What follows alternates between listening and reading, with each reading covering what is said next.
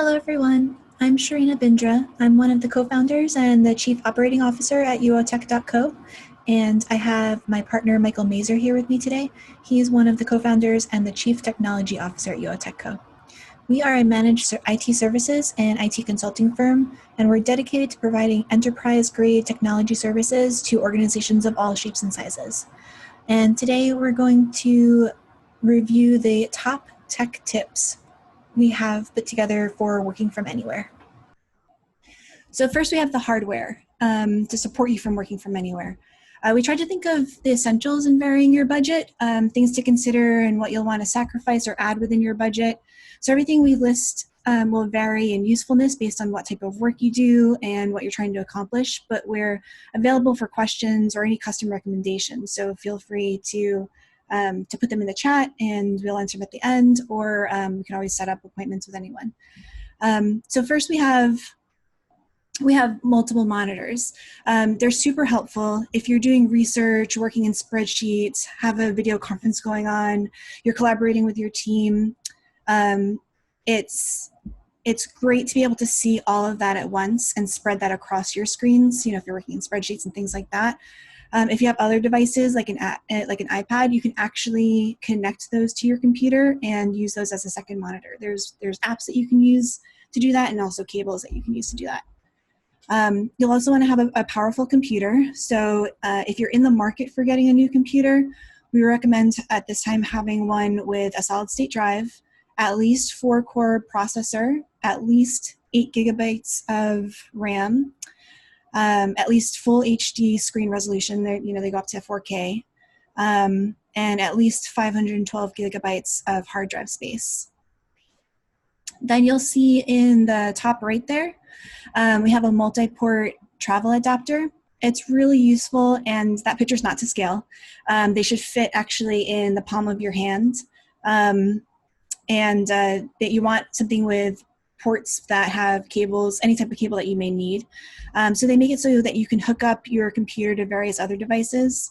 So for instance, all new MacBooks only come with USB-C ports. So if you want to connect an external monitor without using a dock, or if you need to give a presentation in a new setting that you're not familiar with, it's really good to come prepared. They come in really handy. You can connect. They just make it so that you can adapt and connect anything to your computer. The one we have pictured here is a Dell DA300, and it works with both PCs and Macs, even though it's a Dell. Then it's good to have a single connection dock when you're working from home or remotely. So what this, and that's in the bottom right corner there. So what this allows you to do is it allows you to set up everything at once the way you like it. So you can plug directly into the dock your monitors, your speakers, any external keyboard or mouse you may have, you name it. And then all you need to do when you get to your workstation is just plug in your laptop, and you're ready to take on your day full swing. So with everyone working remotely, video conferencing has kind of become king or queen.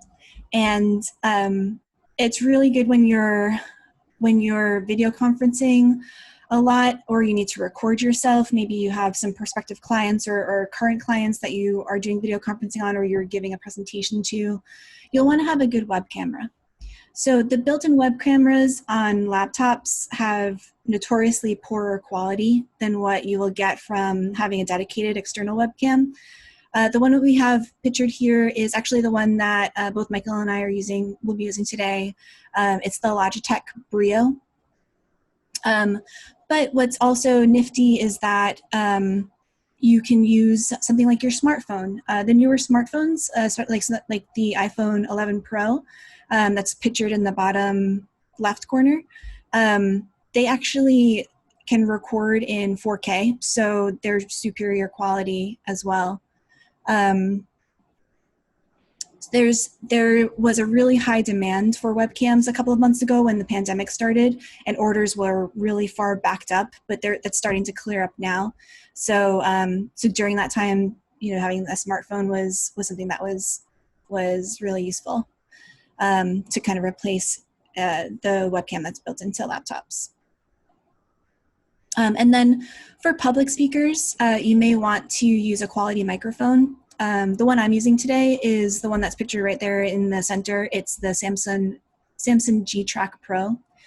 So the cost of all these gadgets can surely add up. So you'll certainly want to pick and choose what you value, what pertains to the type of work that you do. We host a lot of webinars and trainings, and we have plans to start doing podcasts. So this was something that we chose to purchase. It's neat because it has 3 settings where it can pick up just the speaker that it's pointed at and no background noise, which is what I have it set to right now. You can have the speaker and another person. So if you're sitting across from someone, it kind of goes in a figure 8 pattern. And that's good if you're interviewing someone or if you just have 2 people that you want to pick up the sound for. And then it has a third function where you can pick up an entire room and all the ambient noises.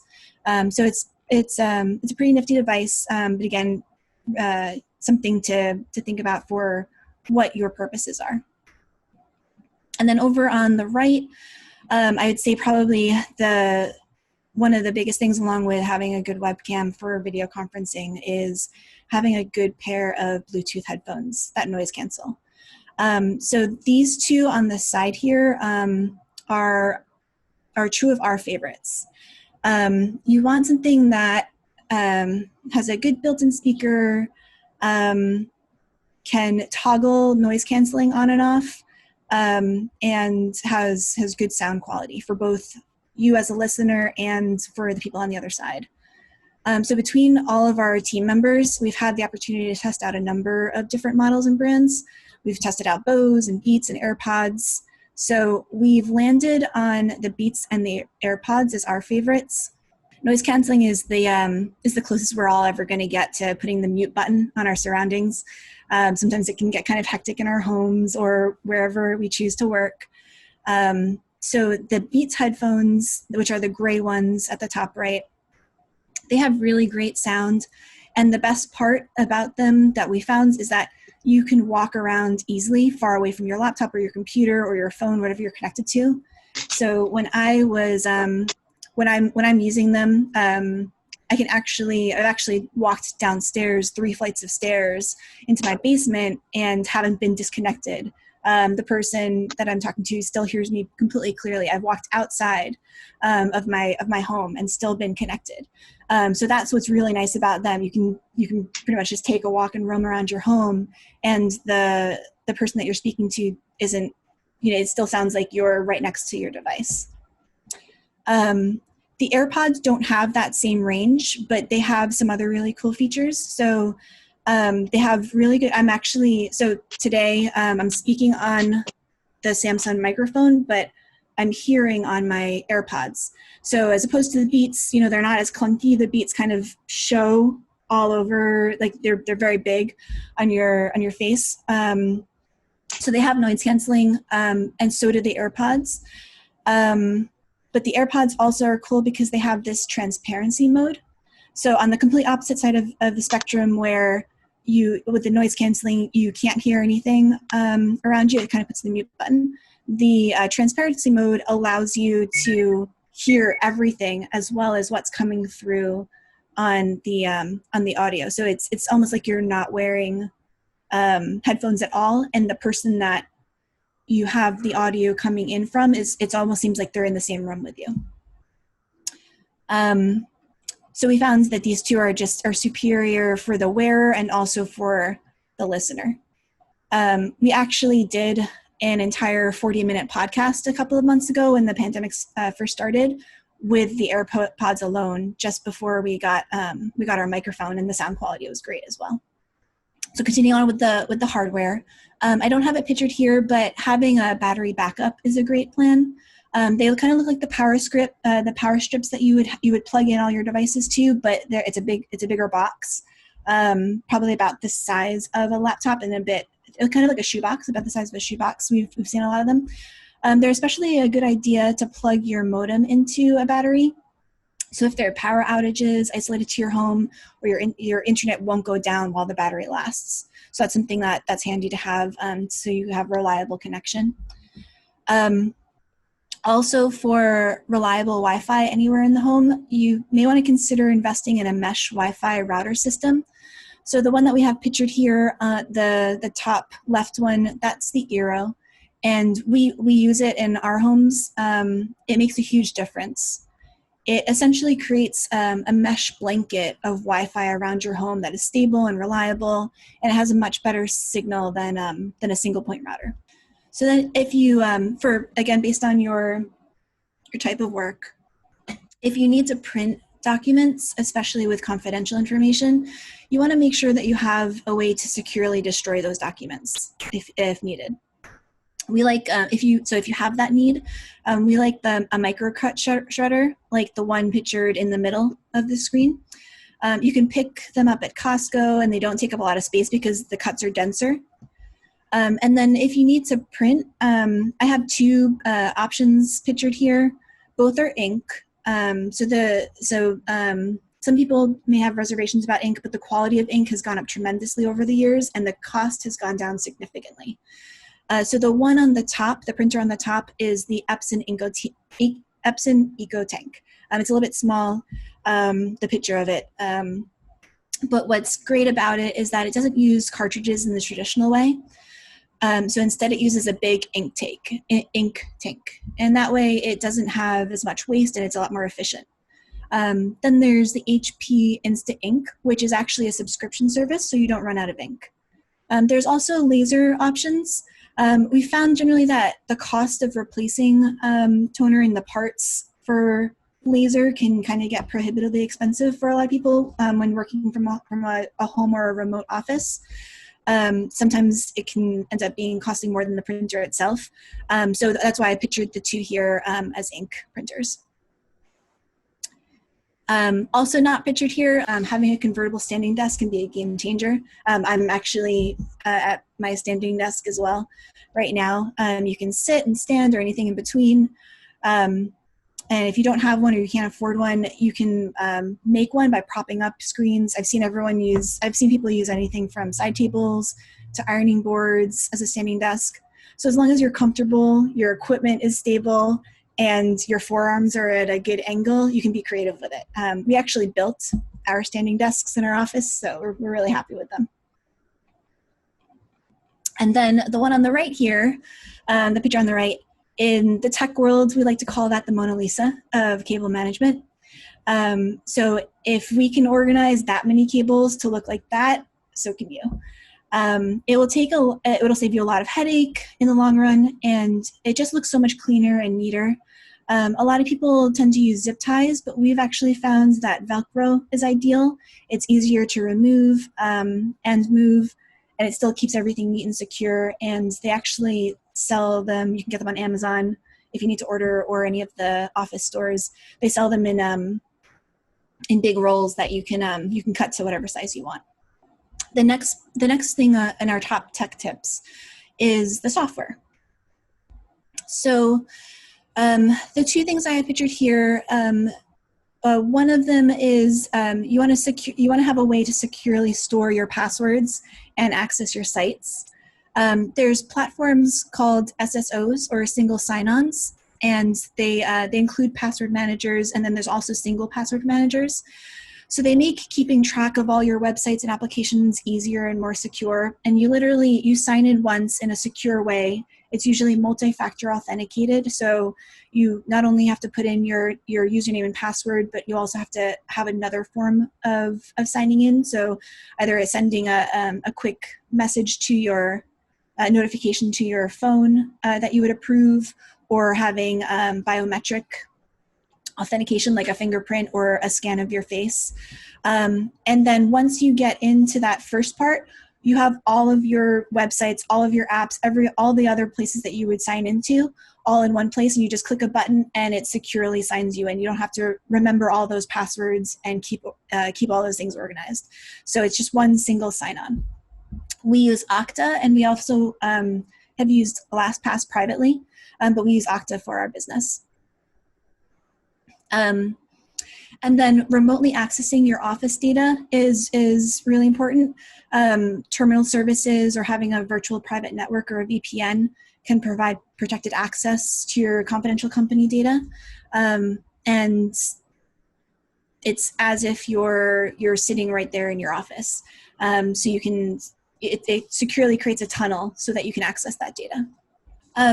A cloud-based collaboration communication platform like Office 365 or G Suite is a low-cost solution for businesses that can really go a long way.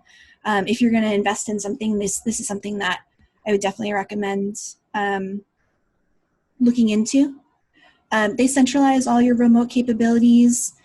You can use Office apps to collaboratively work on documents at the same time with colleagues. That's something that you used to not be able to do with a lot of documents like Word. You wouldn't be able to work in at the same time, but that's changed. We find that for our needs and for our means, Office 365 is more powerful and affordable product, but it really depends on what you're trying to accomplish and what your needs are. So Office 365 and G Suite both have video conferencing software built in to their packages.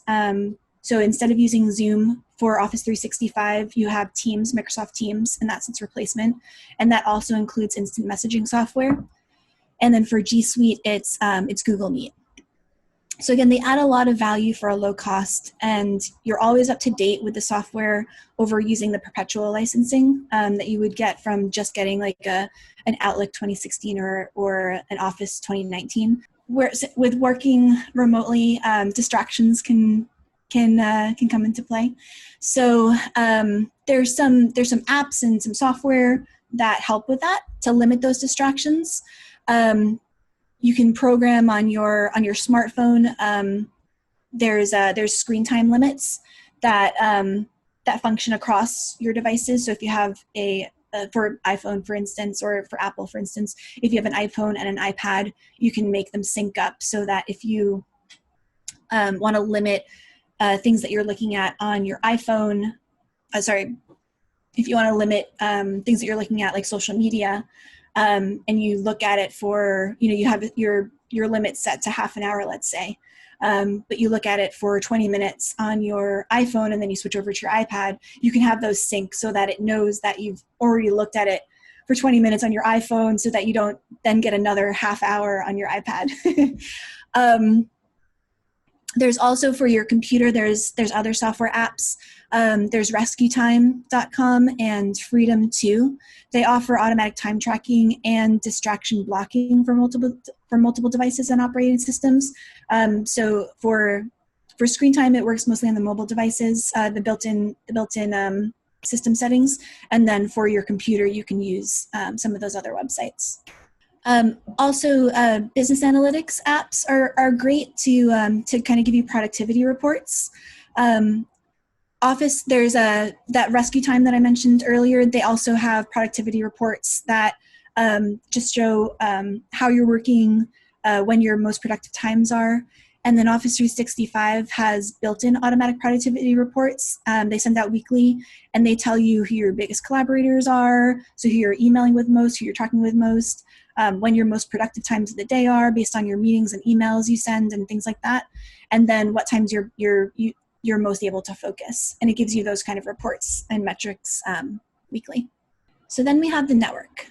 So bandwidth and internet speed is measured in megabits per second, and how much you need really depends on how you use your network. So 1 megabyte, which is the measurement for file sizes, equals 8 megabits. It can get kind of confusing with the nomenclature, but what that means is on a 1 megabit per second connection, it takes a 1 megabyte file 8 seconds to download. So that sort of information, they can add up when you think about this type of data we have running on our Wi-Fi and our networks at home. So things like smart devices, streaming media, browsing your social media, all those things can add up. So I put a couple of examples here on the slide. Streaming on a 4K TV requires 25 megabits per second. Teleconferencing can require anywhere between 2 to 15 megabits per second. Uploading to social media or live streaming and browsing social media can take anywhere between 2 to 10 megabits per second. And then things like your smart thermostats or home security cameras, those take 6 megabits per second each. So if you have all those things running at the same time, and if you have multiple people using your internet, those things can really add up. Let's say that you have a child who's teleconferencing with their teacher, and you have a teleconferencing media, and then someone else is in the other room streaming Netflix on your 4K TV. You have to kind of add all those things up. So if you want to look at what you have from your ISP, from your internet service provider, and you may want to consider upgrading or downgrading if you find that you don't use that much internet or that much bandwidth. But something like a 75 megabit per second for a lot of modern homes doesn't quite meet the bill, especially when people are working remotely and working from home. You can run a speed test easily to kind of find out what your average upload and download speeds are, and that can kind of give you an idea of what your needs may be. You should run it at different times of the day when you're doing different things if you want to get a handle of it. But there's 2 sites that we recommend. Speedtest.net gives you an average upload and download speed, and then fast.com gives you average download speeds only. And so you want to make sure that your router can handle the bandwidth that you need. So ideally, we recommend that you don't have any more than 10 devices per access point. And if internet speed is your only consideration, then having a wired Ethernet connection to your modem is best. But if you need to be mobile, if you need to move around your home, if your modem is in the basement and you want to be on the main floor, then that may not be the best option, unless you can kind of run an Ethernet cable through your home, which I'd say that a lot of people don't necessarily want to do that. All right, then we have teamwork makes the dream work. So this is our fourth top tech tip. In the top left picture, what I have pictured there is a software, a web application called Trello. Using a transparent web-based project management tool for the team can really help keep everyone on task. There's a lot out there. We like Trello. We use Trello for our team. We actually have daily stand-ups, which are daily meetings where the whole team meets for anywhere between 15 minutes to an hour in every morning. And we plan out our day, and then we move through our day with the Trello board, and it organizes everything. It's kind of like a very intense to-do list. So it organizes everything into cards, and then you have these columns so that we can actually, it's transparent. So after our initial morning meeting, where everyone has their plan for the day, and that plan is represented in different cards, as people are working throughout the different cards, they'll move the card that they're working on in their work in progress column to whether it needs a review or whether it's complete. And that way it's transparent for the whole team, and it really kind of helps keep everyone connected. Then using chat services. So we mentioned Teams before with the Microsoft Office 365 package. There's also Slack. Those recreate those quick check-ins with your teams. You can have instant messages, you can have private chats, you can have group video, you can have screen sharing. You can literally quickly chat with someone through something like Teams and just say, hey, are you available? And then do a FaceTime right then and there. Or if you say, hey, I need you to look at something, you can share your screen easily from those apps. So it really helps blend and build that teamwork as everyone's separate and has to be far apart. Also, I recommend making your free busy calendar available to your entire team. And then if you want to make the full details of your calendar available to your close team members, then you can go ahead and do that. Number 5, which is cybersecurity. So this is possibly the most important section of our presentation. We've unfortunately seen a huge uptick in cybersecurity attacks since the quarantines have started. Hackers have been capitalizing on people working from home. So I want to go through a couple of things to keep yourself protected, and all of the services that we've talked about in the slide so far, and we continue to talk about, our company offers, and we are more than happy to help. We really want to help people get access to quality technology services. So one of the biggest things that you can do for yourself is having a backup of your data. It's extremely important. I cannot stress this enough. Cybersecurity threats like ransomware work best for hackers when you don't have a backup to get to your data if the originals are compromised. So additionally, you want to prepare for issues if something happens to your computer, or if there's an external hard drive failure, if you have a power surge, something happens to the building you have your data stored in. You want to vary your backups by having them on and off site, and you also want to have them in the cloud and have physical and local backups. You want to make sure that you have antivirus and security software that includes protection against ransomware and ransomware and Trojan horse attacks. The two that I have listed here, Sophos and ESET, those include that. So they're heuristic based. And what that means is that they're not just based on signatures and definitions. They don't just scan the file as they come in and then ignore them like a lot of antivirus software does. They actually continuously watch the file and detect patterns based on previous attacks that have happened globally.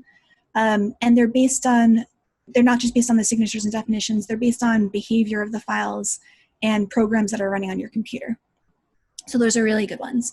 You also want to use a strong and complex password for your Wi-Fi. You want to use multi-factor authentication to get into your data. You want to make sure that your logging into your computer requires authentication to log in, even though you're at home, especially when you're at home. Again, because we've seen a lot of the uptick in cybersecurity attacks. Even when you're at home, you want to lock your computer when you walk away. And if you have an IT company, have them set an auto lock timer on all the company computers. The Microsoft Authenticator and Okta Verify that I have pictured here, those are types of multi-factor authentication devices that you can use and software. These are all these tips are based on different types of cybersecurity attacks. So some of the things that I talk about in this slide speaks to phishing attacks. So you want to be extra vigilant when checking the details of messages, especially when there are attachments, links, or when the sender is asking to provide any information. Have your spidey senses go off and make sure that you're really vigilant about checking where that email is coming from and why they're asking for that data. Things to look out for: you want to check for the spelling in the sender's name or email. And if something just seems out of the ordinary, follow up with either a phone call or a video chat or a text, something that's not just replying to that email. And don't be afraid to follow up if something seems out of the ordinary. Adding your photo to your email profile may actually help recipients who receive your email quickly identify that you're the legitimate sender easier. We actually had a case where the HR department of one of our clients flagged an email that was asking for the last payroll amount to be sent over. The email actually looked like it was coming from the president of the company, but the email address was one letter off, and it was one of those tricky letters. It was an I instead of an L from the correct name. And the president actually has a distinct picture in his profile that this imposter email lacked. So the HR department was able to flag that for the team and say, this doesn't seem right, and they flagged that to us as their technology provider. And then last tip on this slide is don't give any unsolicited access to your computer, even if they state they're from IT. You want to confirm and verify their identity and why they need access to your computer. This slide is all about patch management. It's extremely important. You want to make sure that you stay up to date with the latest versions, software updates, and patches. They come out for a few reasons. So product improvements, change in design, fixing bugs. Hackers get access to your data when they find vulnerabilities and loopholes. So, and an unpatched device is what can make you a target, because it's generally those patches fix those vulnerabilities. And then this last slide is just some bonus tech tips that we have. So keyboard shortcuts and gestures on your mouse pad can really help move things along faster and keep you well organized. Some ones that I wanted to highlight is locking your screen when you walk away. So for Mac, on your keyboard, if you click Command Control Q, that'll lock your screen. For Windows, if you hit the Windows key and L, that'll lock your screen, so that it'll have you sign in after when you come back to your computer. Organizing your windows. So the Windows for PC, the Windows key and the arrows key, holding those at the same time or tapping those at the same time will actually organize your screen into half screens or into quadrants. For Macs, holding the green full screen button and then selecting tile window to the left or tile window to the right will give you the same effect. Also getting a timeline view. So for Mac, if you just spread your fingers apart on your mouse pad, that's the default one, that'll give you a whole spread of what all your windows are that are open and what your timeline is that is open. For PC, you can get a similar effect with Windows key and the tab key. And then there's other ones like copy and paste. So for your PC, Control C, for Mac, Command C. That would copy, paste is Control V or Command V.